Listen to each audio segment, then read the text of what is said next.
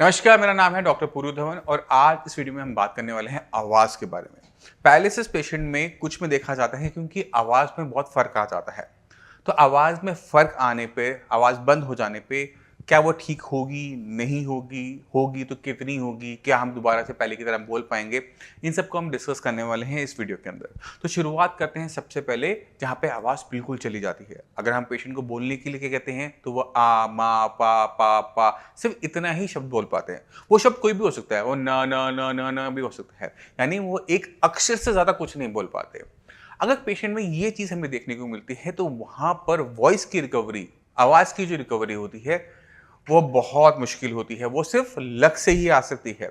मगर अगर पेशेंट पानी, खाना दे दो, चलो, मुझे बाहर जाना है, इस तरह से बोलते हैं तो ये सब रिकवरी पूरी की पूरी हो जाती है।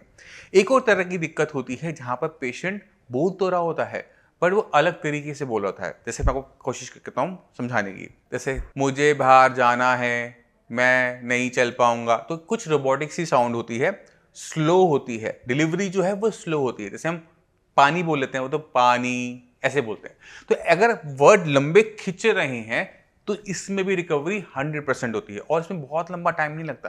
पहले दूसरे महीने के अंदर स्पीच पूरी की पूरी वापस आ जाती है। क्योंकि स्पीच की सबसे बड़ी दिक्कत क्या होती है कि इसकी कोई एक्सरसाइज नहीं है सिवाय बोलने के। हम बोल रहे हैं, रोज बोल रहे हैं, घंटों बोलते हैं, बट हमें अपने अंदर रिकवरी देखने को नहीं मिल रही होती। तो उस रिकवरी को लाने के लिए आपको थोड़ी सी अपने आप पे मेहनत करनी पड़ती है, अपने ब्रेन पे मेहनत करनी पड़ती है, अपनी दिक्कत पे मेहनत करनी पड़ती है। ब्रेन के अंदर क्लॉट आया था, नस फटी थी, उससे ब्रेन का वो हिस्सा जो आपकी आवाज़ को कंट्रोल करता था वो नुकसान में है।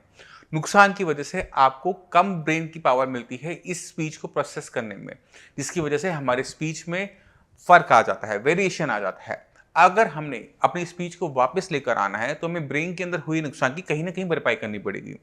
वो वाला जो ब्रेन का हिस्सा है अगर वो डेड है तो वो रिकवर नहीं करेगा, मगर बाकी जो हिस्सा है जो अभी आपको बोलने बुलवा रहा है, अगर वो और डेवलप हो जाता है और बेटर हो जाता है तो आपकी स्पीच बेटर तरीके से आएगी, साफ आएगी। और इतनी साफ होती है स्पीच कि कोई भी ये नहीं कह सकता कि आपकी स्पीच में किसी टाइप की दिक्कत है, आपकी आवाज़ में किसी टाइप की दिक्कत है। इतनी परफेक्ट बेटर हो जाती है। अब ये क्यों होता है, कैसे होता है, ये कहना बड़ा मुश्किल है क्योंकि हमारा जो ब्रेन है ना वो बहुत कॉम्प्लेक्स ऑर्गन है। इसमें कई हिस्से हैं, हर हिस्से का एक स्पेसिफिक काम है। उस काम के लिए कई सालों से उसने वही काम किया। जैसे अगर आपका आवाज़ वाला सेंटर है तो सिर्फ आवाज़ निकालता है और कुछ नहीं करता, वो देख नहीं सकता, वो सही सुन नहीं सकता, बट वो सिर्फ आवाज़ निकाल सकता है। तो वो उसमें डेवलप है। तो हमें इसे और डेवलप करना पड़ता है जब उसे किसी टाइप का नुकसान हो जाता है पैरालिसिस की वजह से।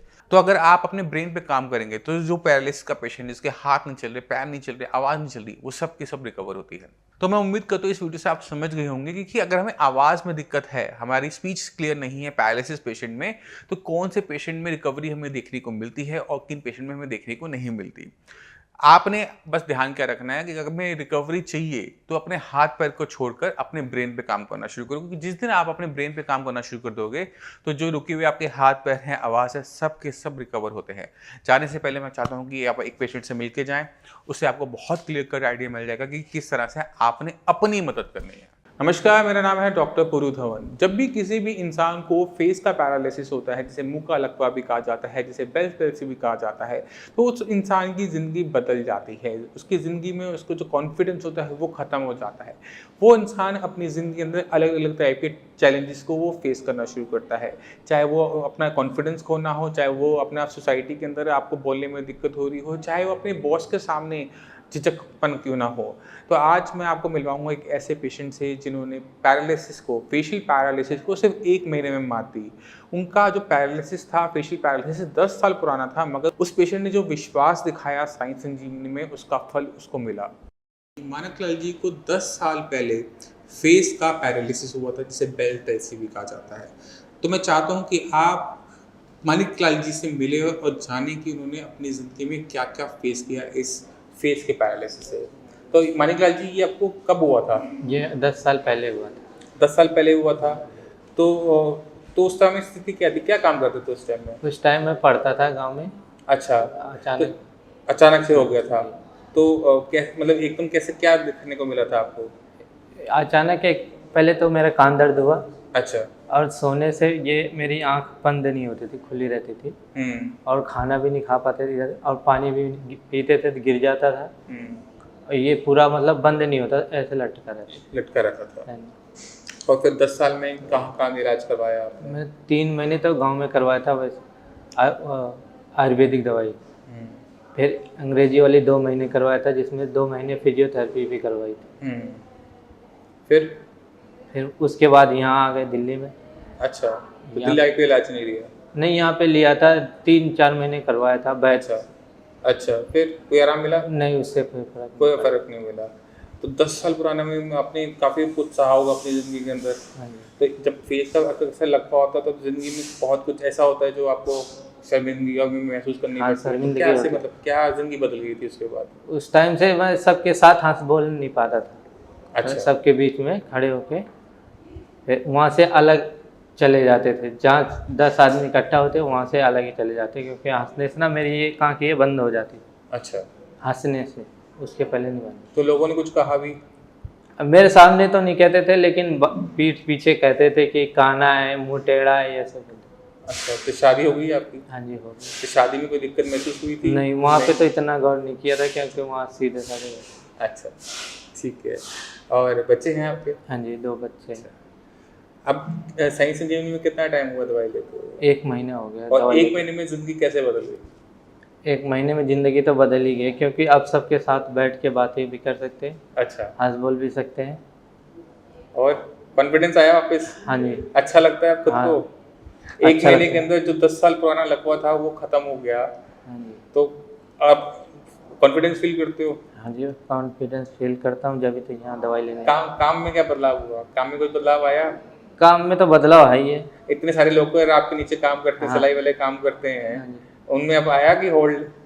उन्हें तो अभी पता नहीं है, क्योंकि वो भी बोल नहीं पाते कि दवाई ला रहे हो कि नहीं, लेकिन फर्क है उनको भी पता। हाँ, दिख रहा है उनको। हाँ। मगर एक होता है ना कि कॉन्फिडेंस होता है तो सामने वाले को आप बात कर लेते हो, उससे झिझकते नहीं हो। हाँ। तो वो फील हो रही है आपको अपने अंदर? हाँ, क्योंकि पहले तो बात भी नहीं करता, वैसे पैसे लेने के लिए खाली जाते थे। अच्छा। मालिक से बात भी नहीं करते, वैसे बात हो जाती है आपको। अच्छा। हाँ। अब अपनी बात सामने हाँ। रखने में दिक्कत नहीं होती होगी। हाँ। अब मालिक को भी कह सकते हो? पहले मालिक से फेस टू फेस नहीं बात करते थे। अच्छा। एक तरफ जाके जब भी बोलते थे। अच्छा। क्योंकि वो समझ ही नहीं पाते थे। अच्छा, तो आवाज भी तो साफ, आवाज तो साफ थी? साफ, हाँ, इतना नहीं साफ थी कि 1-2 बारी जरूर बोलना पड़ता है किसी बात को। अब तो नहीं है ऐसी दिक्कत? तो 1 महीने में आवाज भी सुधर गई और फेस भी सीधा हो गया सारा का सारा।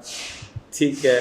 तो बाकी जो आपके जैसे भाई बहन होते हैं जो दुनिया के दूसरे कोनों में बैठे हुए हैं, उनको कुछ कहना चाहोगे? मैं तो यही कहूँगा कि ज़िंदगी जैसे परेशान होके अगर परेशान है तो यहाँ से दवाई लें या ठीक है। अच्छा, परहेज क्या कही थी आपने? परहेज तो काफ़ी बता दो, कोई बात नहीं, जितना परहेज है सारा बता दो। ये खट्टाई अचार, और ये खट्टाई अचार, मिठाइयाँ भी है। अच्छा। मिठाई, अरहर की दाल, चावल, टमाटर, ढेर सारे। एक बार ना फेस अपना आई ऊपर करो, दूसरी भी करने की कोशिश करो, हंसो। अच्छा, और एक बार ऐसे भौं ऊपर चढ़ाओ दोबारा से। ठीक है, एक बार मुंह टेढ़ा करो, इस तरफ उस तरफ करो। हाँ, ठीक है। और पानी पीने में दिक्कत तो नहीं? अब पानी पीने में नहीं दिक्कत है। खाना खाने में कोई दिक्कत होती है? अब नहीं दिक्कत। पहले तो इधर से खा नहीं पाते थे, इधर खाते थे फंस जाता था। हाँ। और क्या दिक्कत महसूस कर रहे थे उस टाइम में? उस टाइम तो पहले तो सबसे ज़्यादा दिक्कत थी, ये आंख बंद नहीं होती थी, सोने से पानी निकलता था, जैसे सो जाते ना पानी निकलता रहता था। लेकिन अब नहीं। अच्छा, तो आपने अंग्रेजी जब इलाज करवाया था तो डॉक्टर ने क्या बोला था, क्या हुआ था? वहाँ पे बोला कुछ नहीं था, खाली वो दवाई लिखे थे। अच्छा। हाँ, दवाई लिखे थे और फिजियोथेरेपी कराने के लिए लिखे थे। कितना टाइम चला? 3 महीने चला। 3 महीने में 3 महीने में 3% का भी आराम आया? नहीं आया। जो वैजी याद है, वैजी ने क्या दिया था? वैज जी पाउडर देते सफ़ेद, उसमें कुछ था नहीं, दिखा नहीं। दिखा नहीं? क्या कहते थे कि अब ठीक, कब तक ठीक हो जाएगा? वो तो खाली यही बोलते थे, हाँ फर्क पड़ रहा है। 3-4 महीने खाया था दवाई और आराम नहीं आ रहा था? नहीं।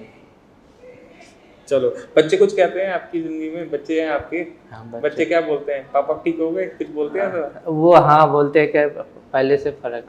पहले से फर्क। हाँ। और वाइफ क्या बोलती है? वो भी बोल रहे थे कि हाँ कल दवाई लाना, वहाँ से आराम मिले। अच्छा, फेशियल पैरालिसिस एक ऐसी दिक्कत है जो ज़्यादातर केसेस में अपने आप ठीक होने वाली मानी जाती है, सेल्फ लिमिटिंग आ जाता है और ऐसा होता भी है। 98% केसेस के अंदर ये अपने आप 1 महीने के अंदर ठीक हो जाता है, मगर ऐसे 2% लोग होते हैं जिनके अंदर ये परमानेंट तरीके से होता है और उसी का एक एग्जाम्पल है मानिकलाल जी। 10 साल हो गए और जो चीज़ आपके 1 महीने में ठीक हो जानी चाहिए थी वो 10 साल उन्होंने सहा है और 10 साल ना सिर्फ उन्होंने अपने फेशियल पैरालिसिस को सहा बल्कि उसकी वजह से जो उनको लो कॉन्फिडेंस की दिक्कत जो आने लगी थी वो भी उन्होंने सही। तो एक बीमारी जो आपकी फेस पर हो और उसका असर आपकी मेंटल स्टेटस पे आना शुरू हो जाए तो वो एक बहुत बड़ी दिक्कत बननी शुरू हो जाती है। तो फेशियल पैरालिसिस पेशेंट को मेरी यही एडवाइस है कि कभी भी आप हार ना माने, सही तरीके से सही ट्रीटमेंट चलने में पेशेंट को बिल्कुल आराम मिलता है और उसका जीता जाता सबूत है मानिकलाल जी।